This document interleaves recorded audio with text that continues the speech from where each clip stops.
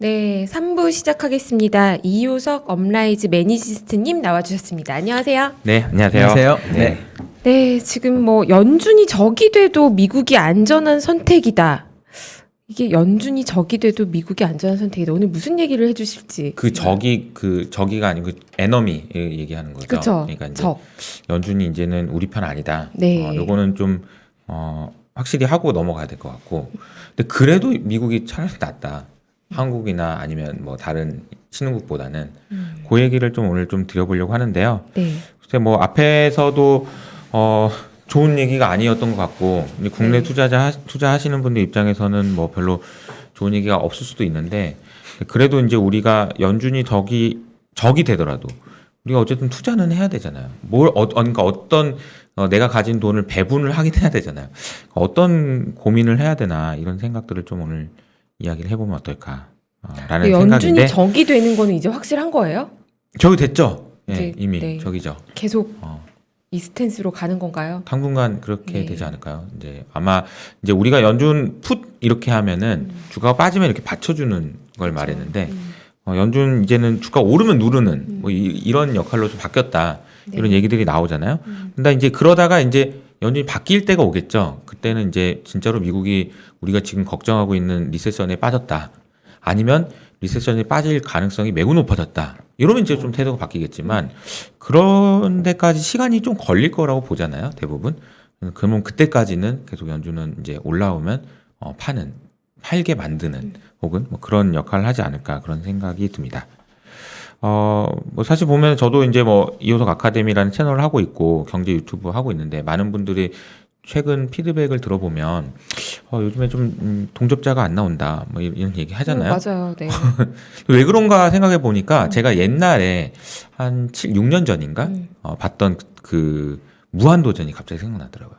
혹시 그때 기억나신지 모르겠는데 네. 무한도전. 추억의 무한도전. 네, 무한도전 무한도전에서 항상 봤죠. 그죠? 워낙 무한도전에서 다양하게 있었죠. 유재석이 막 이제 막 그 부장님처럼 막 이렇게 혼내면서 무한 상사. 무한 상사인데 이제 무한도전에서 네, 나왔던 무한 건데 상사. 네. 그 특집이 뭐냐면 봄 특집이었어요. 그게 뭐냐면은 무슨 얘기냐면 대책을 내놓으십시오 막 이런 거 있잖아요. 박명수 씨한테 이거 지금 지금 요새 시청률 너무 떨어져가지고 어떻게 하냐고 그러면서 왜 시청률 떨어지냐?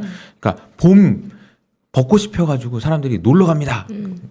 무한도전도 안 보는데 이거는 보겠냐 이런 얘기인 거죠. 그러니까 이 얘기를 제가 드리는 이유는 뭐냐면 제가 오늘 뭐 오후에도 제가 이제 다른 분하고 이제 IT 수요와 관련된 이야기 되게 많이 했는데 앞에서도 말씀하신 것 같은데 네. 이 리오픈이라는 거잖아요. 그리고 이제 사람들이 지금 이번에만큼은 이제 놀고 싶잖아요. 정말 그 그쵸. 놀고 싶은 그 욕구가 굉장히 커서 기존에 못 놀아서 집에서 어쩔 수 없이 했던 수많은 그런 경제 활동이 바뀔 가능성이 있다. 네. 이런 생각은 좀 깔고 가야 될 것 같다는 생각이 들어요. 예. 그래서 이제 IT 수요에 대해서 지난주부터 굉장히 그러니까 안 좋은 얘기들이 계속 나오는 이유도 사실 따져놓고 보면 그 앞에 너무 많이 샀고 이번에 이제 여행 가려니까 뭐 예산 뭐 다시 조정하고 이런 과정이 아닐까 그런 생각이 들어서 아까 그거를 아까 이 센터한테 못 여쭤봤는데 근데 그건 맞잖아요. 명백히 맞는데 리오프닝을 해서 리오프닝으로 놀고 싶으면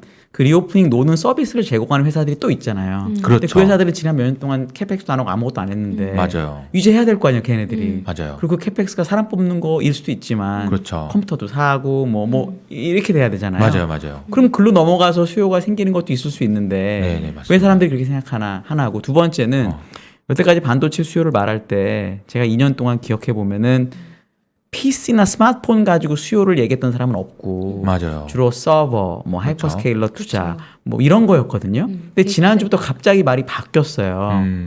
어떤 것 같으세요? 저는 두 가지인 왜 것 그러나 같은데, 싶어서. 두 가지인 것 같은데 저도 네. 잘은 모르지만 저희가 생각하기에는 이제 이런 것 같습니다.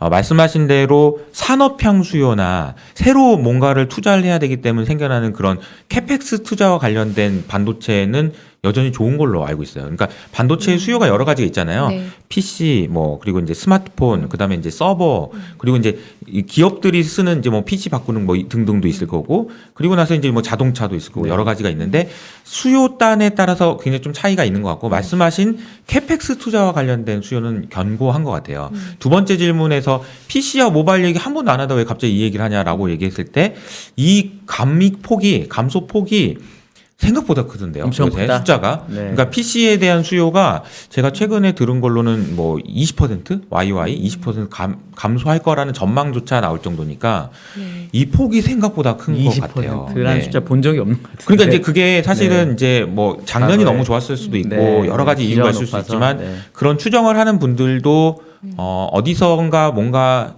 클루를 그렇겠죠. 가지고 하는 걸 거란 말이에요. 그런 아까 앞서 클루들이 아마 말씀하신- 어디선가 나왔을 텐데 제가 보기에는 이런 것 같아요. 이제 수요 둔화라는 것이 처음에 이제 우리가 이제 채찍 효과라고 하잖아요. 수요가 이렇게 변하면 뒤에 부품은 이렇게 변한다는 얘기 하잖아요.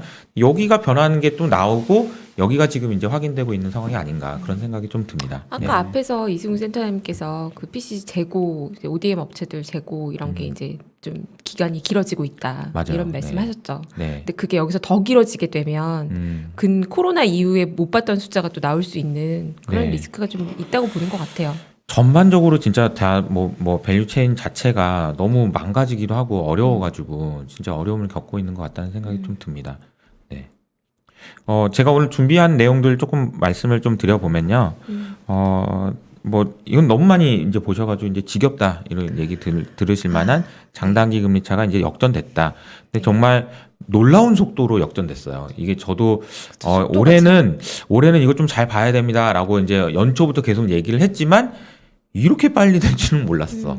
그리고 2년하고 10년물 금리가 되니까 이제 연준이 말을 싹 바꿔가지고 3개월물하고 봐야 돼요. 막 이런 얘기를 했었는데 최근에 3개월물도 굉장히 빠르게 올라오고 있어요. 그래서 이게 이제 경기 침체의 뭐 신호냐 아니냐 이거는 뭐 사실 제가 생각할 때 경제학자 분들이 열심히 연구하시고 이제 얘기를 하시는 문제고 저희 이제 투자하는 입장에서 생각해야 되는 거는 시간이 걸릴 걸? 요게 이제 얼마나 걸릴까? 요거 이제 고민을 해봐야 되지 않나. 그러니까 유동원 본부장님 앞에 일부에서 그런 얘기를 해주셨던 걸로 알고 있는데, 그러면 이게 어떤 부분들이 문제가 있는지 이제 최근에 모기지 금리가 5%까지 올라갔다라는 이슈 때문에 미국 국민들이 소비 여력이 줄어들었다라는 얘기도 있지만 인플레이션이 지금 한 6.4%의 PC 상승이 됐다라는 얘기는 미국 국민들한테는 대략 한 5,000불 정도의 그 세금을 더 내는 연간으로요. 그렇죠. 네. 연간에 5,000불이니까 500만 원. 그러니까 그렇죠. 네, 네, 월 연간으로. 50만 원. 그렇죠. 월 그렇죠. 50만 원. 그럼 뭐 네. 그렇게까지 큰 거냐라고 생각할 수 있지만 여기서 네. 또 이제 어제도 브레이너드 의사가 또 꼭 집어서 지목했던 게 오른쪽에 있는 그림이거든요. 이게 이제 하위 20% 그리고 상위 20% 오른쪽으로 갈수록 그러니까 즉 다시 말하면 저소득층에게 더 큰 위협이 된다라는 거죠. 어려움을 준다. 이게 좀 어려움이다라는 생각이 좀 들고요. 또 하나는 그러니까 이제 어려움이 있어요. 미국 국민들이 어려움이 있습니다. 그리고 그런 이슈 때문에 최근에 이제 블룸버그에서 나왔던 그런 전망치를 제가 좀 가져와 봤는데요. 러시아와 우크라이나가 지금 이제 심화되고 있잖아요. 이 심화되는 것에 따라서 시나리오별로 각 지역별로 경제 성장률 전망치가 어떻게 바뀌는지를 이제 보여주는 건데요. 이 파란색 왼쪽 그림에서 이제 파란색이 기존에 원래 했던 전망 그리고 이제 긴장이 빨리 완화되는 경우, 긴장 심화되는 경우, 이게 점점 안 좋아지는 경우죠. 당연히 경제 전망치는 낮아지겠죠. 그런데 특이한 점이 있는데요. 유로 지역은 매우 빠르게 이렇게 낮아지고요. 반면에 미국은 거의 안 낮아집니다. 네. 심지어 여기서 긴장이 더 심화되더라도 미국 경제의 가장 큰 타격을 준다고 해봐야 1%도 영향을 안 줄 것 같다. 그 차이는 뭐 어디서 나오냐면 오른쪽 그림인데, 자, 유럽 그리고 영국 인도 뭐 차이나 있는데 여기하고 이게 미국이고요. 네. 여기하고 그 차이는 뭐냐면 그러니까 빨간색이 있냐 없냐의 차이입니다. 빨간색은 뭐냐면은 커머더티 가격인 거죠. 뒤에도 말씀드리겠지만 뭐 천연가스 가격 오르고 유가 올라 미국에 어떤 피해가 되나 사실은 별로 없잖아요. 네. 열매 의원님 더 잘 아시겠지만 셰일 이슈 이후로 미국은 이미 거의 뭐 순수출국인데. 관계 없어요. 그러니까 네. 사실 이제 미국 입장에서는 배짱을 부릴 수 있다라는 이유도 거기서 나오는 것 같고요.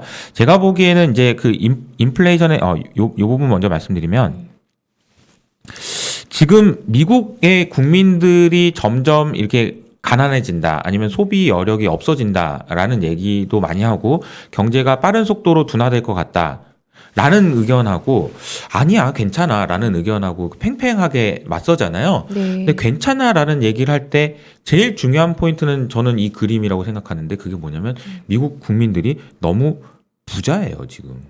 예.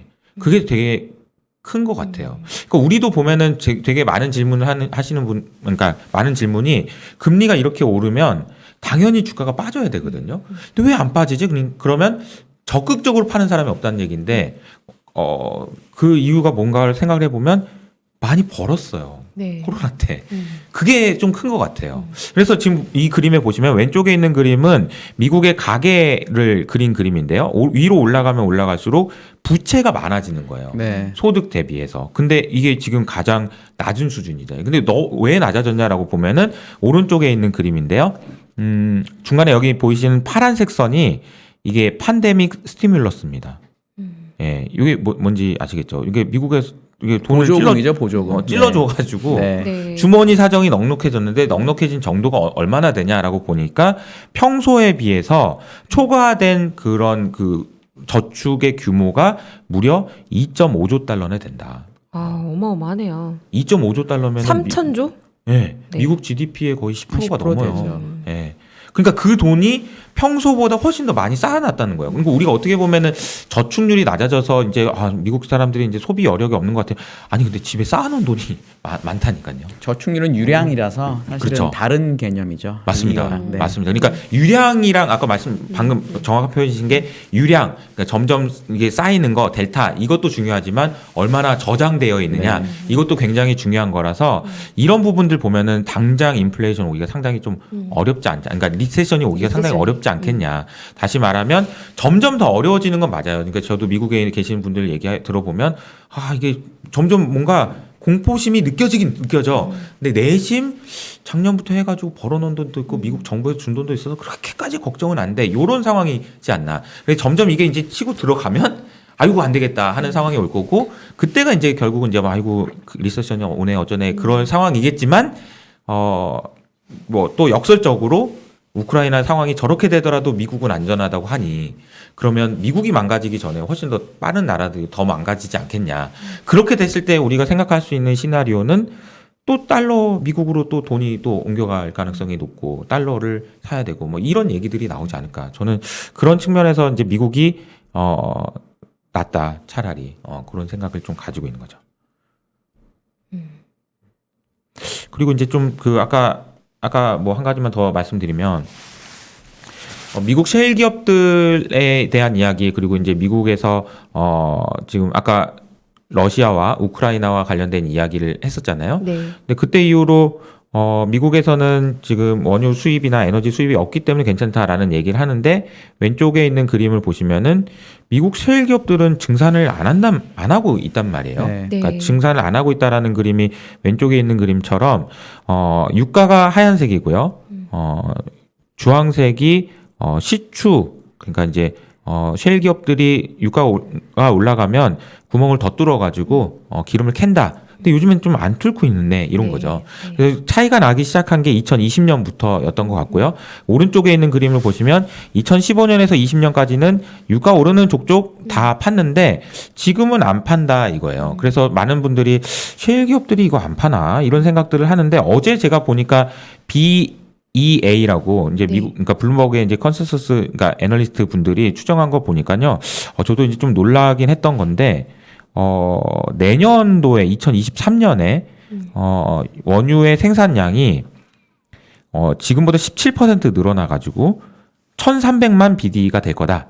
이렇게 전망을 하더라고요. 정고점을 뚫고 올라간다는 전망이네요. 그러니까요. 네. 그러니까 결국은 이제 셰일 애들이 생산을 할 거란 얘기고, 그래서 이 그림의 오른쪽에 있는 그림을 제가 이제 그려본 건데, 하얀색이 이제 미국의 원유 생산량이고요. 아시는 것처럼 이게 이제 정확하게 탁 올라가기 시작한 게 2012년, 3년. 그때 이제 김영애 연구원님이 미국 가셔가지고 셰일 기업들 구경을 갔을 때 요때부터 해가지고 어마어마하게 빠르게 늘어났다가 이게 너무 많이 늘어나니까 이제 사우디에서 야 이게 해보자는 거야 하면서 이제 원유 유가를 25불까지 낮췄죠. 네. 2025년 말이었던 것 같아요. 2016년 초. 그리고 나서 이제 좀 줄어드는가 싶더니 다시 올라가서 이때 1250만 뭐 이렇게 됐다가 코로나 때 빠졌다가 이제 최근에 올라가고 있는데 아마 이게 이제 더 많이 올라갈 거다. 이 얘기는 결국은 괜찮은데 나는 이제 뭐 너와 자체적으로 해결할 거고 그런 상황이라서 미국은 원유의 가격에 대한 민감도가 지금 현재는 낮아진 상황이지만 앞으로 좀 늘어날 가능성이 높다. 이런 생각을 좀 하고 있습니다. 네. 그 원유 이런 얘기도 있더라고요. 근데 저게 일단 일할 사람이 없다는 것도 있지만 드릴링을 하고 보통 쉐일은 드릴링하고 컴플리트하면 넘어가 이렇게 해야 되는데 정부에서 뭔가 도와줄 것 같다. 저는 어떤 기사를 봤냐면 이렇게 유가가 오르고 비싸졌는데도 보조금을 줘야 우리가 생산을 더 하겠다라고 하는 쉐일 기업들이 많아졌다는 거예요. 그러면 유가가 130불에서도 안 했는데 100불, 90불 됐는데도 그냥 이대로 벌고 말지 뭐 내가 굳이 뭐 더 뚫어야 돼? 그거 뚫어놓은 것도 생산 다 안 하는데 이래서 생산량이 안 올라갈 것 같다고 얘기하는 사람도 있거든요. 그러다 보니까 미국 정부가 이란, 뭐 베네수엘라 이런 쪽에 이제 집착까지는 아니고 하고 있는 거잖아요. 네네. 그런 거에 대한 의견 어떻게 생각하세요? 저도 뭐 그 부분에 대해서 뭐 전문가는 아니지만 제가 네. 알기로도 셰일이 원래 이렇게 구멍을 이렇게 뚫어서 옆으로 가가지고 네. 이제 뭐 하는 거잖아요. 근데 완벽히. 원래는 한 번 해서 이렇게만 뚫었는데 요즘에는 여러 개를 또 막 뚫어가지고 한 번 뚫으면 됐지 뭘 또 뚫어 뭐 이런 네. 것도 있다고 하더라고요. 네. 그러니까 여러 가지 뭐 다양한 의견들이 있는 걸로 알고 있고 특히나 최근에 셰일 기업들이 그러니까 코로나 이전과 이후에 많이 달라졌던 게 되게 그 배당이나 주주 환원에 관련돼서 굉장히 많이 화끈합니다. 요즘에. 바뀌었다고 네. 얘기 들은 것 같아요. 네. 그러니까 이제 뭘 더 파가지고 뭘 투자해 그냥 주주들한테만 네. 주지 뭐 이런 의견 또 바뀌었다라는 의견들도 좀 있는 것 같아요. 근데 제가 보면은 이 그림을 좀 말씀드리고 싶은데 질문 주셨으니까 옐런 재무장관이 어제 이제 사실 FOMC 의사록이 좀 이슈가 됐었잖아요. 근데 네. 이제 저는 그것도 그건데 옐런 재무장관이 했던 말이 참 이게 뭐 섬찟하고 뭐 등골이 오싹한 뭐 그런 얘기를 좀 하시던데 뭐 첫 번째로는 이제 비트코인 얘기를 좀 하셨어요. 그러니까 러시아 제재 지금 우리가 세게 하고 있는데 비트코인 가지고 장난하지 마라. 뭐 이제 이런 얘기를 좀 하셨어요. 검토한다, 보고 있다, 뭐 이런 얘기를 하셨고 두 번째는 우리의 목표는 러시아를 굉장히 강하게 응징하는 건데 최대한 미국 국민에게 영향을 받지 않는 그런 선에서 하고 싶다라는 얘기를 하면서 뭐라고 얘기했냐면 내가 러시아를 제재함으로 인해서 에너지 가격이 올라가고 있다라는 사실을 잘 알고 있다 이렇게 얘기했습니다. 네. 잘 알고 있다. 모르는 거 아니다. 하지만 이거는 러시아가 우크라이나에서 하고 있는 이 나쁜 짓을 응징하기 위해서 치러야 되는 대가다 이렇게 얘기하시더라고요. 그 얘기는 뭐냐면은 아는데 나는 더 세게 러시아를 앞으로도 더 제재할 거란 얘기고 지난 어젠가 이틀 전부터 계속 지금 러시아 제재에 대한 더 강도 높은 제재가 필요하다는 얘기가 지금 나오고 있잖아요. 그래서 이런 부분들 보면은 미국은 더 세게 나갈 것 같고 더 어떻게 보면 미국 입장에서는 이제 이런 상황이 길어질 것 같으니 뭐 셰일 기업들한테도 뭐 어떤 식으로든 뭐 좀 혜택을 주든 뭘 하든 뭐 원유의 생산량을 늘리려고 하지 않을까 그런 생각을 좀 하고 있습니다. 네. 그러면 친환경 에너지에 대한 정책은 약간 좀 뒤로 물러선 분위기도 나올 수 있나요, 미국이? 그러니까 그건 또 반대로 생각해 보면 그 반대편에서 나왔던 정책들도 있잖아요 최근에. 네. 저도 깜짝 놀랐던 건데 아마 보셨겠지만 SEC에서 미국 그 기업들한테 야, 네 에너지 기후와 관련된 리스크 지금 의무적으로 하라는 얘기도 나왔잖아요. 네. 그러니까 지금 보면은 친환경으로 안 간다라는 건 아닌 것 같아요. 친환경으로 가기 위해서 필요한 건 두 가지가 있는 것 같아요. 첫 번째는 신재생을 더 많이 투자하라고 막 이렇게 해서 신재생 투자 많이 해 이거고 두 번째는 그 탄소 배출하지 마 이건데 탄소 배출하지 마를 너무 세게 하다 보니까 생기는 부작용은 조금 그래 숨 좀 틔워줘 대신에 신재생은 또 빨리 가야 될 걸 안 그러면 혼난다 이런 식이 아닐까. 그러니까 중국도 마찬가지 스탠스인 것 같아요. 작년 같은 경우에 석탄을 너무 많이 규제를 하다 보니까 생기는 여러 가지 부작용들이 있었잖아요. 그러니까 그런 규제는 조금 그래도 숨은 쉬게 해줄게라고 바꾸고 대신에 신재생은 뭐 수소 포함해서 엄청 더 투자를 하는 거로 이렇게 바뀐 게 아닐까. 이게 이제 좀 무서운 게 신냉전 시대 이런 얘기 많이 하잖아요, 지금. 예. 근데 이제 장기전에 대한 대비랄까 어떻게 보면 유가가 올라가는데 셰일도 늘리고 그러면서 친환경도 늘린다는 얘기는 결국 미국은 다 가지고 있다는 거잖아요. 그리고 이거를 장기화돼도 우리는 세계에서 1등이야 약간 이런 분위기. 그러면 나머지 신흥국이나 사실 물가 올라가고 금리 올라가서 고통받는 나라들은 일단은 러시아 혼내줄 때까지는 기다려봐 이런 분위기로 가는 걸까요? 그래서 인도 같은 나라는 이번에 뭐 사우디에서 유가 OSP 올린다고 하니까 바로 얘기하잖아요. 난 러시아 거 쓰겠다고. 그러니까. 각자 도생하는 거예요, 그렇게. 예. 싸우면서 각자 도생이요? 그러니까 네. 인도 같은 나라는 바로 알았어, 그럼 나 러시아 거 더 쓸게 딱 바로 나오잖아요, 이렇게. 예. 그러니까 사우디가 OSP 올린 것도 생각해 보면 네. OSP를 올렸다라는 거는 뭐냐면은 야 내가 내 거 안 써도 좋으니까 그냥 올려 그냥 이런 거잖아요. 네. 배짱이거든요. 다들 자기 배짱들을 부릴 수 있는 만큼 많이 부리는 것 같아요. 그러니까 센 나라만 그 배짱을 부리는 거죠. 인도는 만약에 우리나라랑 그렇다고 해서 러시아 거 쓰겠다고 못 할 거 아니에요. 그러니까요. 인도는 바로 그냥 알았어, 그럼 러시아 거 더 많이 쓸게 할 수 있는 정도의 국력이 생겨야 되는 뭐 약간 그렇더라고요, 저는. 예. 그 뉴스를 보면서. 근데 예. 원유는 또 그렇게 해결할 수 있는데 천연가스 같은 경우는 또 이게 결국에는 진짜 미국만 수혜를 볼 수도 있는 거잖아요. 러시아를 압박하면서 사실 석유만 써도 되니까 인도 같은 나라는. 그러니까 이제 친환경을 더 강화하면서 네. 결국 미국 편에 서지 않으면 진짜 우리 적이 되면 친환경 때문에라도 압박을 더 강하게 받지 않을까. 인도, 중국 다 마찬가지잖아요. 그래서 이렇게 되면 너무 불균형이 심해지는 게 아닌가 이런 걱정이 그러니까 돼요. 저희가 이게 불균형이 심해지는 거에 대해서 불평하고 불만하고 그리고 이제 진짜 억울하다 이렇게 얘기를 할 수도 있죠. 근데 이제 투자를 하는 입장에서는 네. 그냥 냉정하게 판단하고 그렇죠. 완전히 나니까 그렇죠. 그러니까 예를 들어서 어떤 자기가 좋아하지 않는 축구팀이 있어요.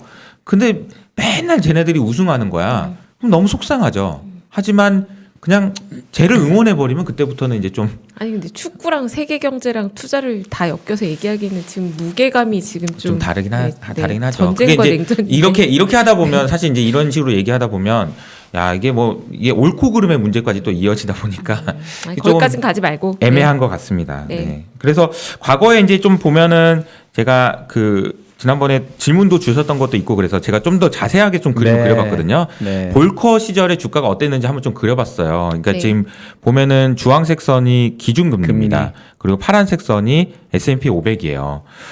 이게 되게 놀랍게도 제가 이 그림을 그려보고 제일 놀랬던 건 뭐냐면은 금리를 20%까지 올린 거는 알았거든요. 근데 올렸다가 바로 6개월 만에 네. 9%로 낮췄다가 다시 20% 네. 올렸더라고요.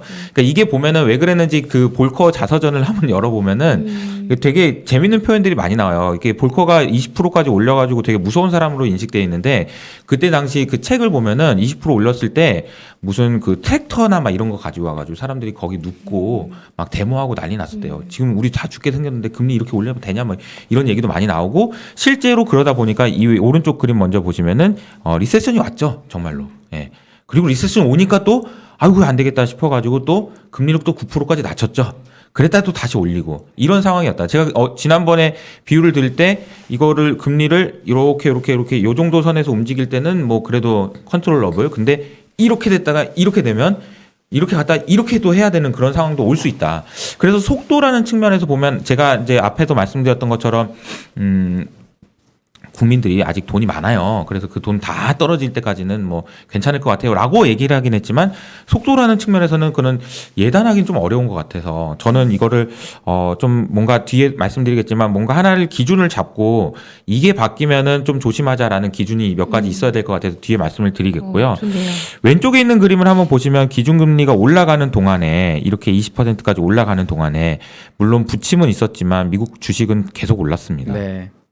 이게 되게 아이러니한 거죠. 그래서 그때도 볼커가 회고록에 쓴 그런 내용들을 보면 뭐라고 써놨냐면은 야 이렇게까지 올렸는데도 계속 올라? 채권 팔고 주식 사야죠. 채권 저렇게 금리 오르면 채권 매니저 다 박살났을 텐데. 그러니까요. 네. 그래가지고 그게 지금 그러면 어떻게 해야 될까? 야 그러면 더 무섭게 해야 되겠다. 아니면은 아무것도 모르게 해야 되겠다. 아니면은 그냥 통화량을 줄여야 되겠다. 막 등등 계속 더 세게 이렇게 나온 상황이고 제가 보기에는 그런 상황이 앞으로 계속 반복되지 않을까요? 연준이 사실 어제 나왔던 얘기는 FOMC 회의 끝나고 나서도 충분히 이해할 수 있었던 그런 상황이었던 건데 이거 보고 또 놀랬다가 또 QE 한다고 QT 한다고 해서 또 놀랄 거고 그런데 또 사람들이 들불처럼 일어나가지고 결국은 티나다. 그래서 아무것도 대안이 없다. 미국 주식밖에 없다. 그래 또 다시 미국 주식 가가지고 또 들이댔다가 또 다시 깨졌다가 계속 그런 현상이 반복되지 않을까 그런 네. 생각이 좀 듭니다. 그러면은 뭘 봐야 되냐? 어쨌든 결국은 누군가가 계속 연준이 찍어 누르려고 할 건데 그러니까 저장돼 있는 돈이 많아서 버티고 하다가 어느 순간에는 진짜 조심해야 되냐라고 생각을 해보면 저는 이 그림인 것 같습니다. 여기 그 금리가 네. 예, 금리인데 지금 이 금리는 보면은 하얀색이 10년물이고 주황색이 2년물 금리인데 이제 붙은 거죠. 여기서부터 이제 만났으니까 뭐 제가 이제 비유를 드리자면 여기 이제 떨어져 있다가 만난 거죠. 네. 헤어졌다가 예. 만났으니까 이제 오랜만에 만났으니까 이제 좀 여기서 놀다 갈 거냐 아니면 또 계속 갈 거냐 아니면 이게 빠질 거냐의 문제인데 지금부터 보셔야 되는 건 이제 10년물 금리죠. 어제 그 브레이너드 이사님이 말씀하신 얘기가 10년물 금리가 올라가고 있다라는 것은 우리가 지금 연준이 잘하고 있는 거다라고 얘기를 하셨는데 누가 봐도 좀 비웃음을 살 수 있는 그런 얘기긴 하지만 그 얘기 의미를 저 곰곰이 생각을 해보면 10년물 금리가 올라가고 있다라는 얘기는 리세션이 온다라는 생각을 사람들이 덜 한다는 얘기다라는 얘기예요. 네. 그러니까 즉 다시 말하면 10년물 금리조차도 빠진다는 얘기는 리세션이 오냐 아니야 괜찮아라고 얘기하는 그 싸움에서 리세션이 온다라는 의견이 승리하는 거라고 봐야 됩니다. 왜냐하면 금리가 10년물 금리가 내려간다는 얘기는 결국은 누군가 사야 된다는 얘기인데 앞으로 지금 팔아야 될 그 연준도 팔아야 되지 등등 여러 가지 많잖아요. 근데 그걸 이길 만큼 강하게 리세션이 온다라고 베팅하는 사람들이 많다라는 얘기니까 10년물 금리가 꺾일 때는 오히려 주식을 네. 조심해야 된다라는 생각을 좀 말씀을 드리겠습니다. 네. 그리고 이제 마지막으로 한 가지만 더 말씀드리면 이게 저는 이제 최근에 이제 보고 있는 것 중에 하나가 이제 오른쪽 그림은 이제 DXY 달러 지수예요. 어제 이제 99점 몇 이렇게까지 올라갔고 아마 100을 조만간 넘지 않을까라는 생각이 드는데 가장 중요한 이유는 여러 가지 있겠지만 미국만 너무나도 빠르게 긴축으로 전환하고 있기 때문에 생기는 문제 그리고 제가 오늘 여러 가지 말씀을 드렸지만 좀 뭐 얄미울 정도로 너무 미국만 유리한 구도로 가는 그런 상황. 그래서 만약에 경기의 상황이 둔화되고 수요가 둔화됐을 때 각 국가들마다 약한 고리부터 끊어지기 시작하면서 망가지기 시작할 텐데 그때마다 사람들이 느낄 그런 감정은 안전한 거 없나? 그럴 때마다 또 달러 이런 걸 고려해 보면 달러는 너무 강해질 가능성이 높지 않나 저는 그렇게 생각을 하고 있고요. 그것이 사실 우리나라한테는 좋은 거는 아니죠. 네. 좋은 건 아닙니다. 그리고 우리나라 같은 경우는 우리나라 주식시장 잠깐 말씀드리면 우리나라는 다른 어떤 나라에 비해서 매출 원가 비중이 높은 나라예요. 네. 매출 원가 비중이 높다는 얘기는 뭐 예를 들자면 뭐 커피집에서 커피를 만들 때 커피가 5,000원짜리면 우리 그 커피 콩이나 원두나 막 이런 것들 그 원료에 해당되는 게 한 4,000원 된단 말이에요. 우리나라는 거의 한 80% 정도 돼요. 그러니까 그 얘기는 뭐냐면 중간재 비중이 높고 그리고 아까 불힙 이펙트 그러니까 이제 채찍 효과 말씀드렸지만 여기 있는 나라거든요. 그래서 영향이 커요. 그에다가 이제 달러까지 강세가 된다 그러면은 사실 이제 외국인 투자자들이 우리나라 시장에 대해서 아주 긍정적으로 보기는 매크로 환경적으로 봤을 때는 조금 어려운 환경인 거는 맞죠. 네, 그런 상황인 것 같고 그래서 보면 또 하나 이제 좀 잘 한번 보셨으면 하는 것 중에 하나가 엔화가 여기서 더 약세로 가느냐.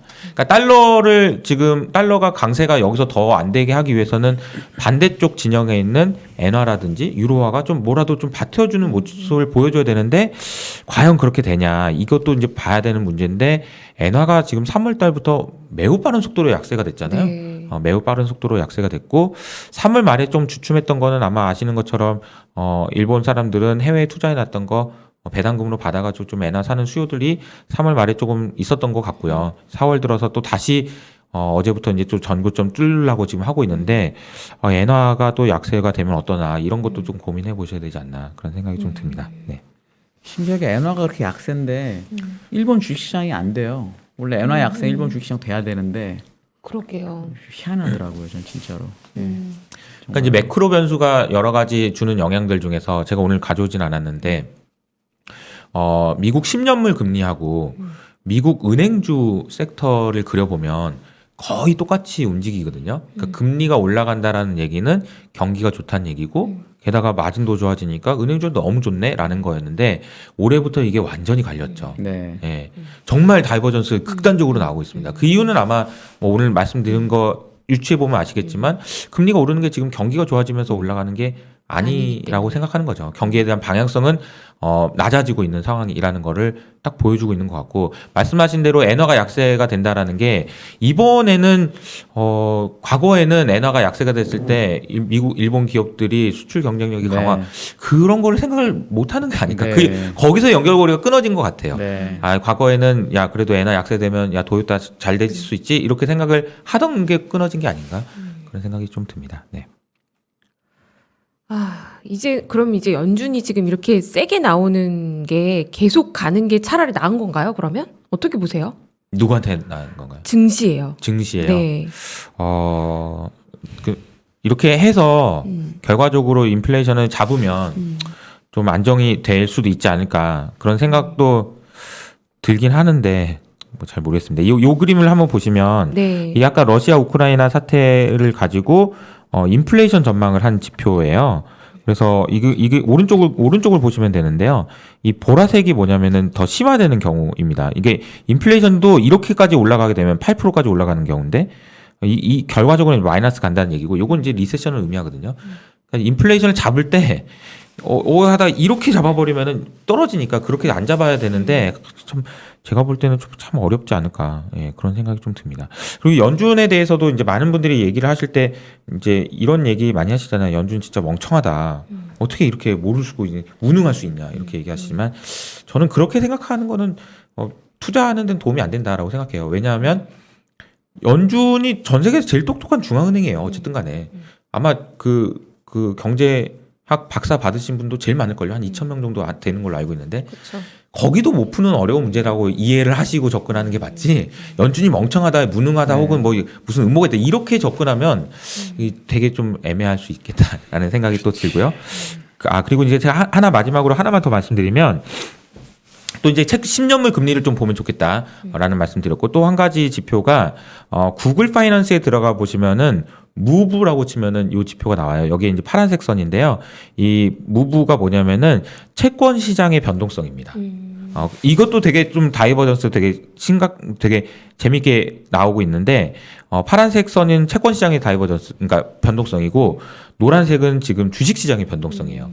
지금 보면 채권 시장 변동성 엄청 높아지는 동안에 올해 주식 시장은 오히려 더 떨어졌잖아요. 이게 아까 말했던 그 티나죠. 아까 말씀하셨던 대로 채권 지금 금리 올라가는데 무슨 뭐 채권 들고 있냐. 채권 팔아가지고라도 주식 사자라는 게 이제 여기 반영된 것 같고 저는 중요하게 생각하는 거는 채권이 여기서 더 떨어지면 안 된다. 그러니까 더 떨어지면 안 된다라는 얘기는 금리는 올라가도 상관없는데 채권 시장이 변동성을 키워가면서 올라가는 거는 그건 또 문제가 있다라고 생각하는 거죠. 여기서 이제 파란색 선이 요 정도 했으면 또 다시 내려와야 돼요.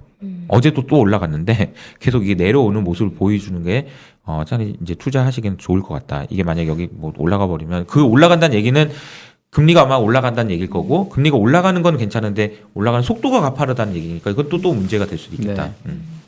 제가 이우석 매니지스트님 봐온 와중에 점점 더 보수적인 톤이랄까요? 약간 좀 지금 여전히 좀 불안 요인들이 시장에 더 있다. 이런 톤으로 저는 느껴져요. 네.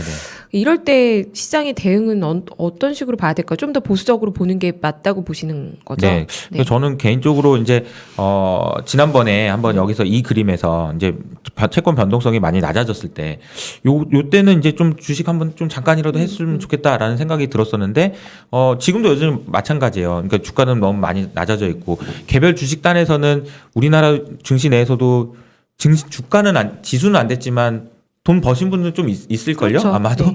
이게 뭐 워낙 종목장이 많이 펼쳐졌으니까. 근데 그런 현상은 앞으로도 계속 되지 않을까. 대신에 근데 더 명확하게 보셔야 되는 거는 이제 진짜 면밀하게 봐야 되겠죠. 안 되는 종목들이나 그냥 막연한 기대나 이런 것들은 정말 가차없이 뭐 그러니까 지금 특히나 이번 실적 시즌 나오잖아요. 우리나라 지금 1분기 실적 시즌도 제가 그냥 오늘 업데이트를 해보니까 뭐 삼성전자가 잘 나왔지만 삼성전자를 제외하면은 뭐 한 7% 정도 역선장이다 이런 얘기도 좀 있는 것 같아요.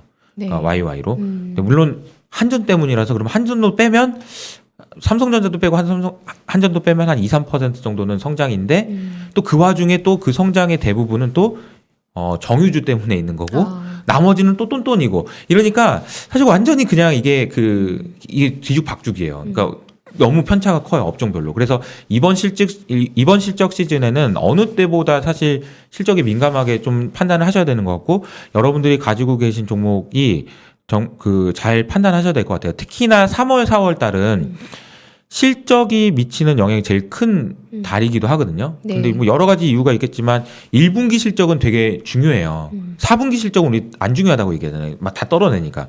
근데 1분기 실적이 중요한 이유는 어쨌든 첫 장사잖아요.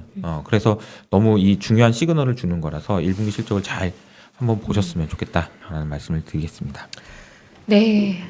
오늘도 네. 뭐 오랜만에 나오신 건 아니고 자주 뵙는 느낌이긴 한데도 그 시장이 계속 불안해서 그런지 또 되게 긴장하고 제가 오히려 들은 것 같아요. 근데 오늘 좋은 말씀 많이 해주셨고 뭘 체크하면 좋은지도 오늘 보여주셨으니까요. 오늘 늦게 오신 분들 또 다시 한번 확인해 보시면 좋지 않을까, 영상 다시 한번 봐주셔도 좋지 않을까라는 생각이 저는 개인적으로 좀 들었습니다. 이만 저희는 마쳐야 될 것 같고요. 이효석 업라이즈 매니지스트님과 함께 했습니다. 네, 고맙습니다. 감사합니다.